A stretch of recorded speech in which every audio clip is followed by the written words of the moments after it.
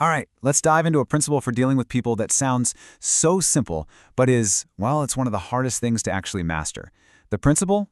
Don't criticize, condemn, or complain. Listen to this. Under my coat is a weary heart, but a kind one. One that would do nobody any harm. Kind of beautiful, right? Sounds like someone with a gentle soul. But you are not going to believe who actually wrote those words. Yep.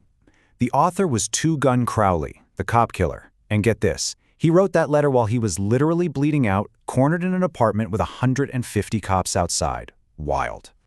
So Crowley's story is just, it's something else. After this massive manhunt across the city, they finally catch him for killing a police officer. Just a cold-blooded murder. And when they sentence him to the electric chair, you'd think he'd have some remorse, right? Nope. He didn't say, "This is what I get for being a killer." He said, "This is what I get for defending myself." Can you believe that? In his own head, he was the one who was wronged. And here's the crazy part. Crowley wasn't some weird exception. Think about Al Capone, probably the most famous gangster in American history. He saw himself as a public benefactor. Seriously. And so did Dutch Schultz. The warden of Sing Sing prison even said that pretty much none of the inmates he met thought they were bad guys. They all had a story, a reason, a way to rationalize everything. So let's think about this for a second. If these hardened criminals, guys who have literally murdered people, don't blame themselves for anything, what does that tell you about the everyday people in your life? You know, the ones you work with, live with, interact with. What are the chances they're going to blame themselves when you call them out? The hard truth is, criticism just doesn't work. It's futile. I mean, 99 times out of 100, a person will not criticize themselves, no matter how wrong they are. And there's a really solid psychological reason for this. Think about it. The moment you criticize someone, what happens? They immediately throw up a wall. They get defensive. Why?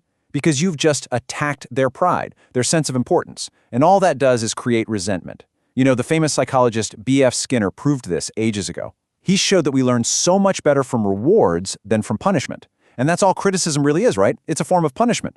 And it almost never leads to any real lasting change. Okay, let me give you a perfect real-world example. There was a safety guy, George B. Johnston. His old method for getting workers to wear hard hats was just to yell at them. You know, "You have to wear this." And what happened? They'd put it on while he was there, all grumpy about it, and then take it right off the second he walked away. So he flipped the script. He started asking them, "Hey, are those hats uncomfortable? Do they not fit right?" And he'd gently remind them that the hats were there to keep them from getting hurt. The result? Total game changer. Everybody wore their hats, and nobody was mad about it. This lesson is so powerful that even one of the greatest leaders of all time, Abraham Lincoln, had to learn it the hard way. And I mean, the really hard way. You see, when he was a young man, Lincoln was, well, he was kind of a troll. He absolutely loved to criticize people. He'd write these anonymous letters and poems making fun of his opponents and just leave them on the road for people to find. He had a wickedly sharp tongue, and his words could really cut deep. And then, in 1842, this habit almost cost him his life. He published this letter that just tore into a politician named James Shields. Shields was beyond furious. He found out Lincoln wrote it and challenged him to a duel, to the death. I'm not kidding. They actually met on a sandbar, ready to go at it with cavalry broadswords. It was only because their friends jumped in at the very last second that it was stopped. And that experience, it changed Lincoln forever.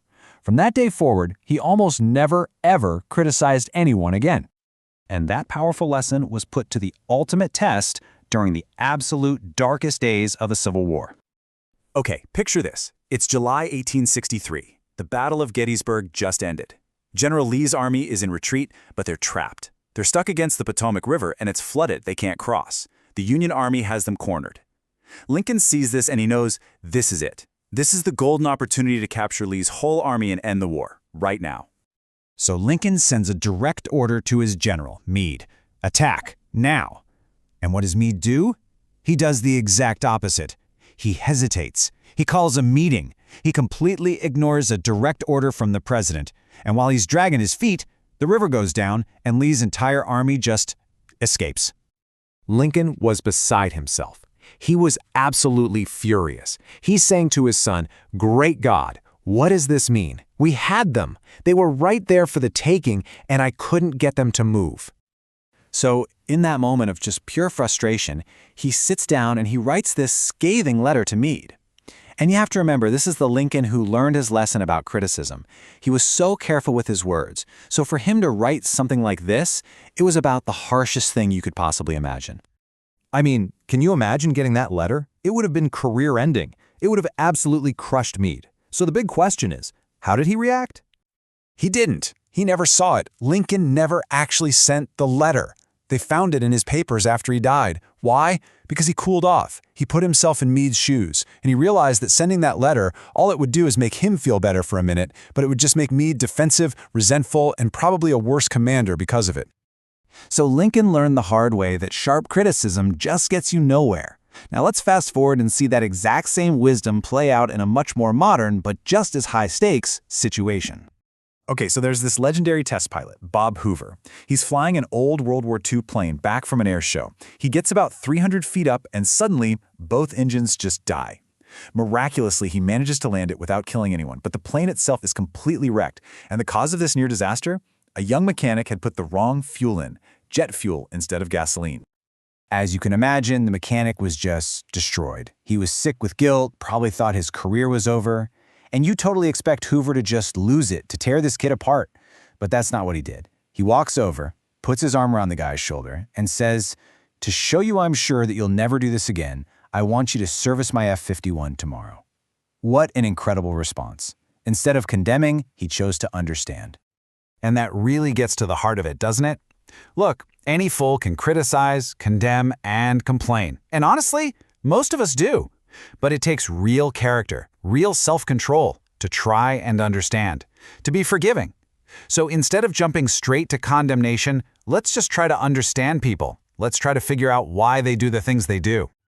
It reminds me of that old saying from Dr. Johnson, and there's so much wisdom in it. He said, "God himself, sir, does not propose to judge man until the end of his days."